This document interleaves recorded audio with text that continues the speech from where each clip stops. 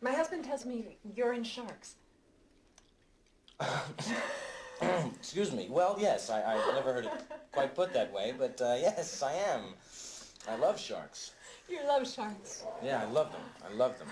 When I was 12 years old, my father got me this boat, and I went fishing off of Cape Cod.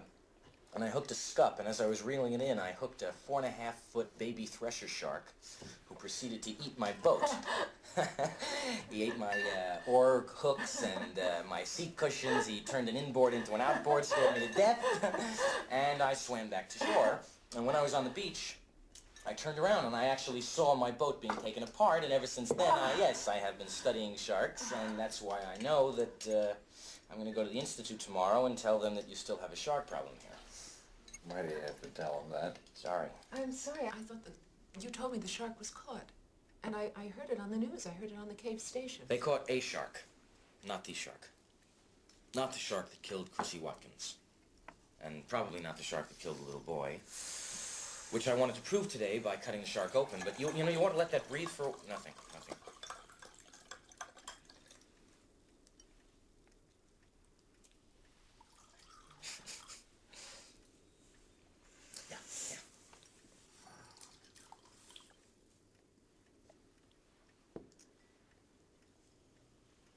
You know, you're going to be the only rational man left on this island after I leave tomorrow.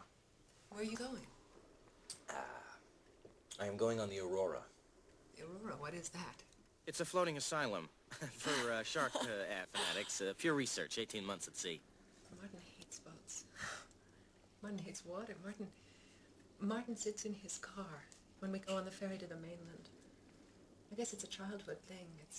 There's a clinical name for it, isn't there? Drowning. Listen, is it true that most people get attacked by sharks in 3 feet of water, about 10 feet from the beach? Yeah. And that before people started to swim for recreation, I mean before sharks knew what they were missing, that a lot of these attacks weren't reported. That's right. Now this shark that swims alone, Rogue. What's it called? Rogue. Rogue, yeah. Now this guy, he keeps swimming around in a place where the feeding is good until the food supply is gone, right? It's called territoriality. It's just a theory that I happen to agree with. Then why don't we have one more drink and go down and cut that shark open? Martin? Can you do that? I can do anything. I'm the chief of police.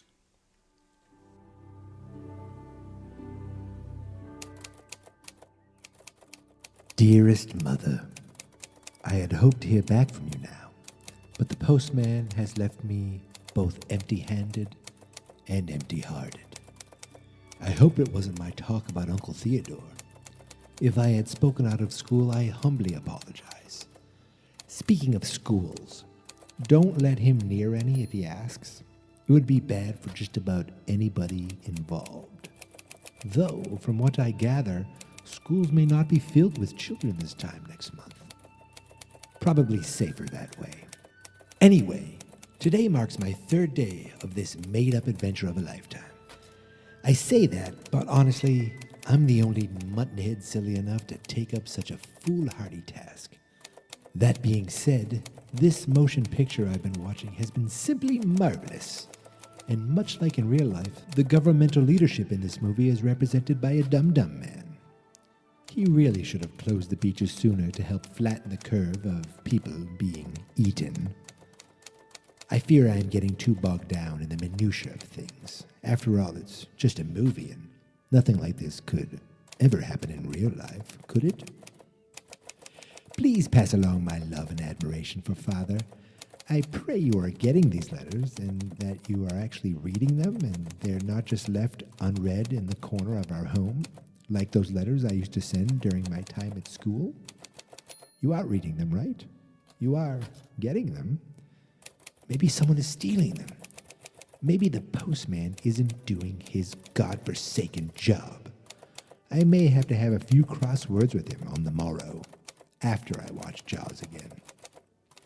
Enough jibber-jabber from me. I hope to hear from you soon, or at all. Would be nice. Anyway, gotta go. I have lots of important and meaningful things to do today. Until tomorrow, with love, your son, Michael. JAWGUST 3rd, 2020. JAWGUST. JAWGUST.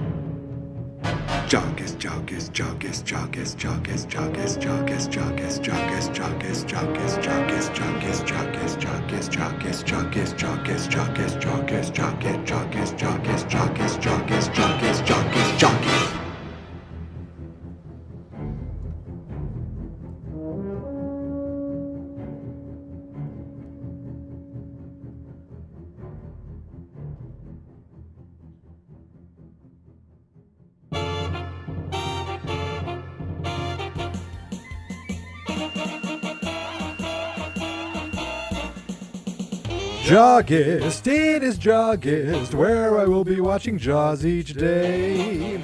Podcast, got a podcast, but I'm not quite sure what I will say. The choice of this time might give you pause, 'cause it has nothing to do with Jaws. JAWGUST, it is JAWGUST, where every day I will watch Jaws and talk about Jaws. It helps if you like Jaws.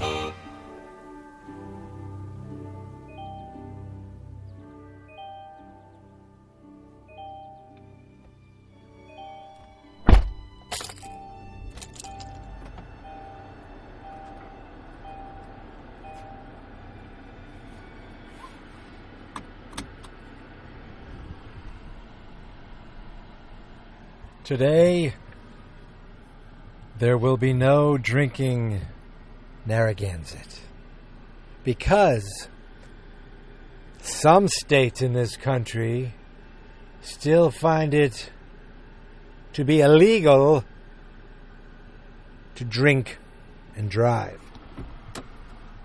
And Massachusetts just happens to be one of those 50 states that has such a law. So, here I am, driving sober for you, and for the law, and for the love of JAWGUST. So, I'm backing up, slowly backing up, 'cause I'm a very good driver in my very fast Kia, a boopity-boo. Ladies and gentlemen, welcome to JAWGUST 3rd, 2020. Today might be a little shorter episode because it's all being done on the run, mobile, in a car, as I go pick up a dinner, a cuisine dinner. I'm not sure if you're familiar with the term fine dining, but there's a little place that I'm going to pick up some fine dining food. Where you can get fine things like pasta, salad, breadsticks.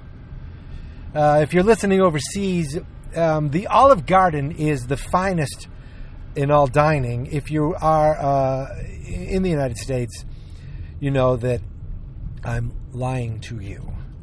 But that's what I'm doing. I'm going to pick up some dinner tonight to celebrate something that's happening tomorrow. I'm not going to talk about it any more than that. Look, I'm already wasting too much time.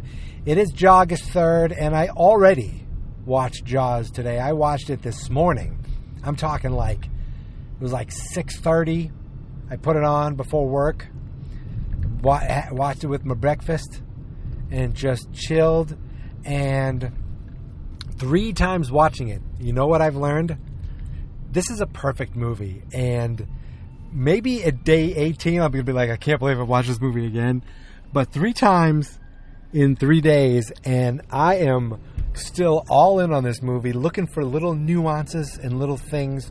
And today I want to talk mostly about Chief Brody and how he just seems like the most selfless guy. Like, he seems genuinely happy for the people that live around him. He seems genuinely happy with his family. He wants to protect them. And just a few examples, you know, of course he wanted to close everything down. He doesn't care about the business. He cares about the people. The business owners, all they care about is the bottom line.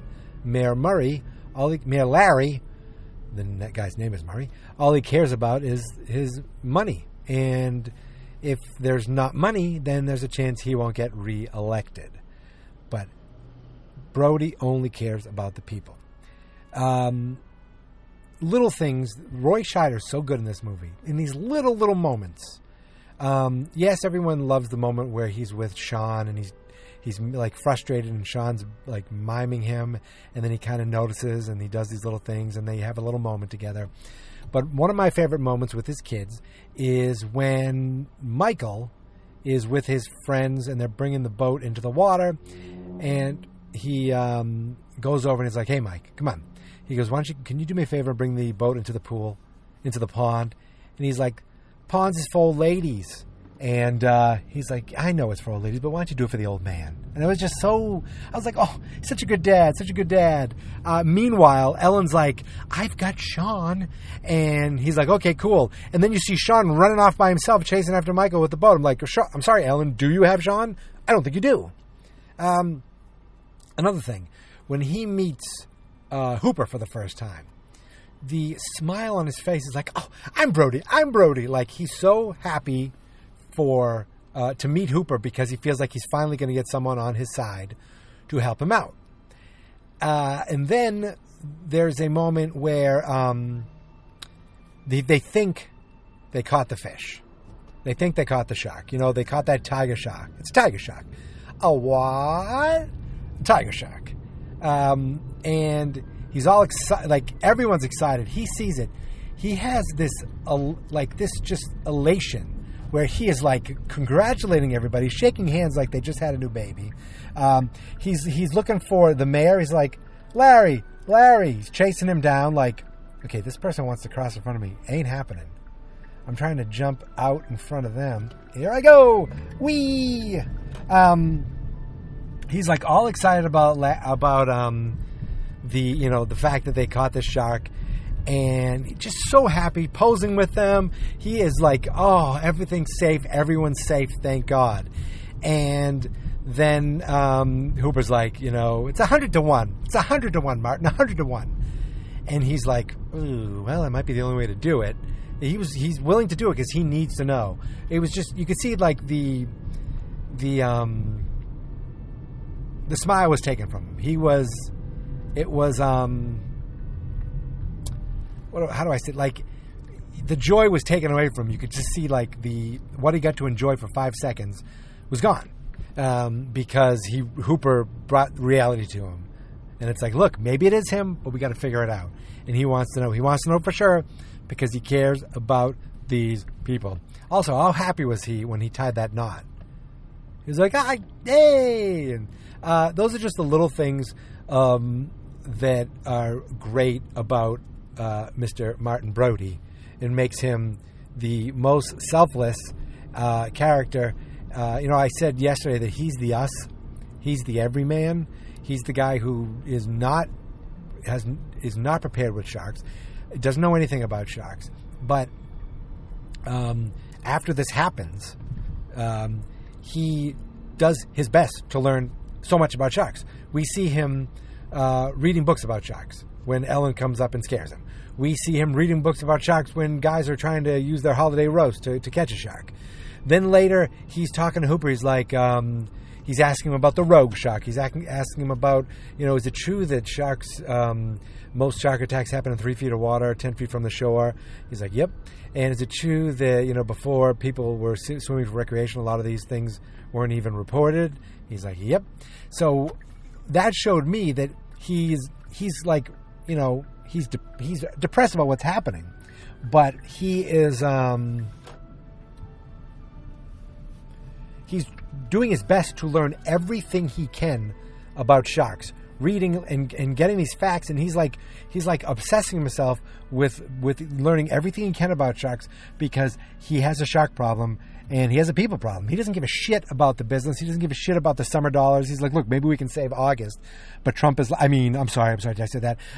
But Vaughn is like, August, we need to open now. I was waiting for Vaughn to say, we can't let the solution be worse than the problem. I was waiting for that. I'm here at Olive Garden, so I have one other thing that I'd like to talk about Brody's selflessness and just genuine goodness in him. And I'm going to do that after I go in and get the Olive Garden. I'll be right back after this commercial message. Now on DVD and video. Just when you thought it was safe to go back in the water. Jaws, the Anniversary Collector's Edition. Now digitally remastered with over 75 minutes of exclusive bonus footage. You're gonna need a bigger boat. The Jaws Anniversary Collector's Edition. On DVD or 2-volume VHS. It's Jack Stone, and we're shark hunting here at Universal Studios, where it looks like a great night for the great white. You guys scared? We're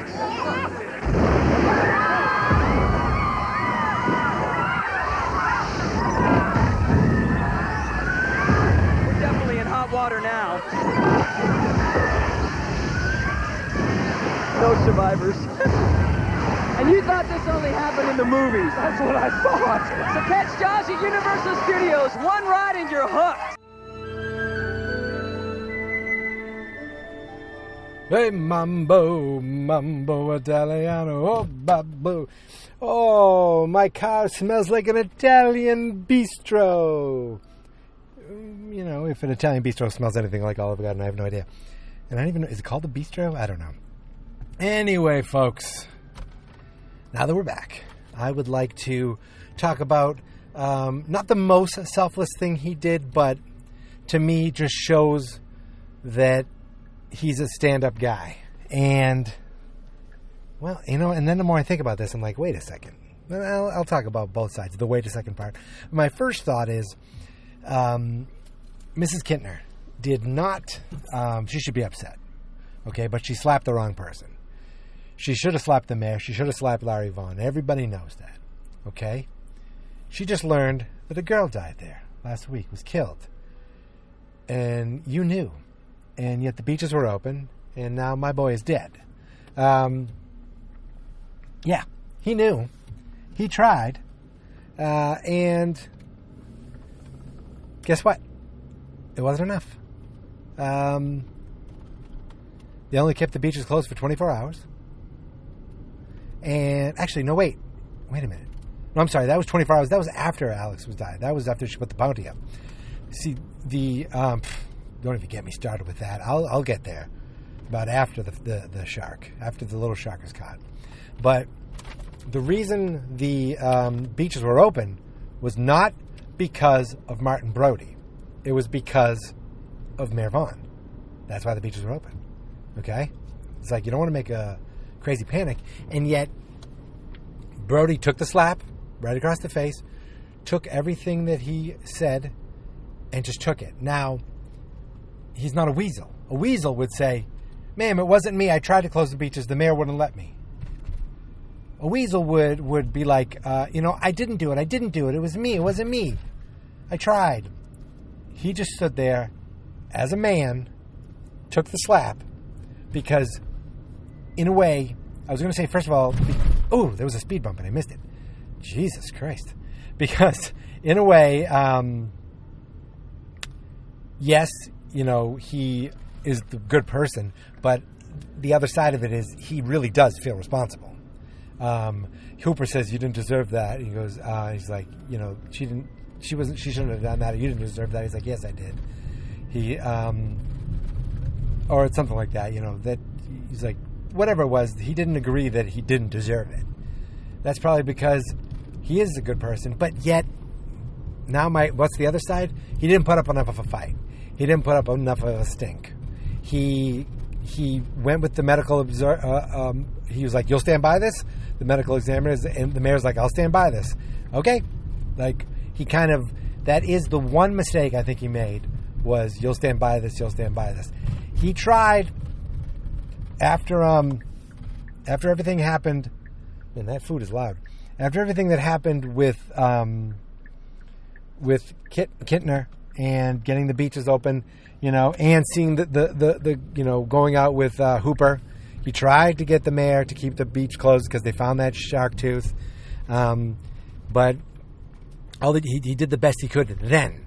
He didn't do the best he could with after Chrissy died, before Alex was killed, because he would have stuck up more. But it was, quote unquote, his first summer with them.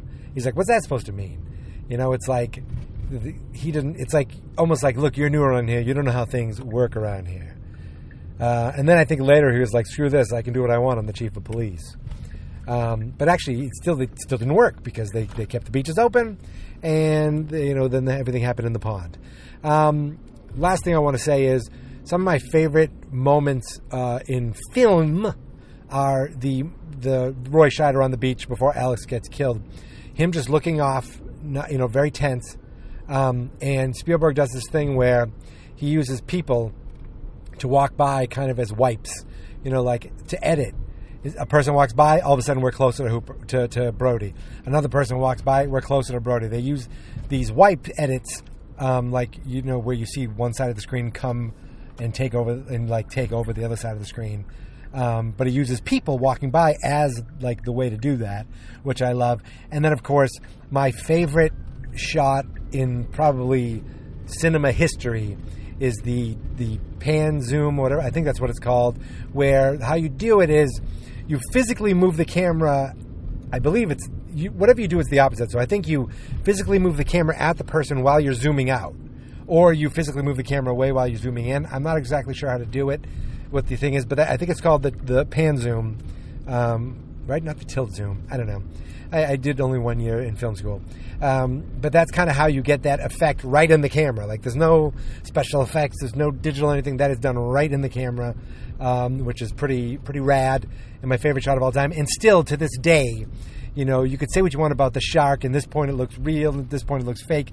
That shark, what you kind of see and what you don't see of him killing Alex Hittner is still, to me, one of the most frightening things ever, because you kind of see weird fin. Like, you don't see much, but you just see this kid freaking out and blood squirting, and yeah, amazing. But that's not what I'm talking about. I'm talking about Brody and how great he is, how selfless he is, how he is the hero. He is all of us.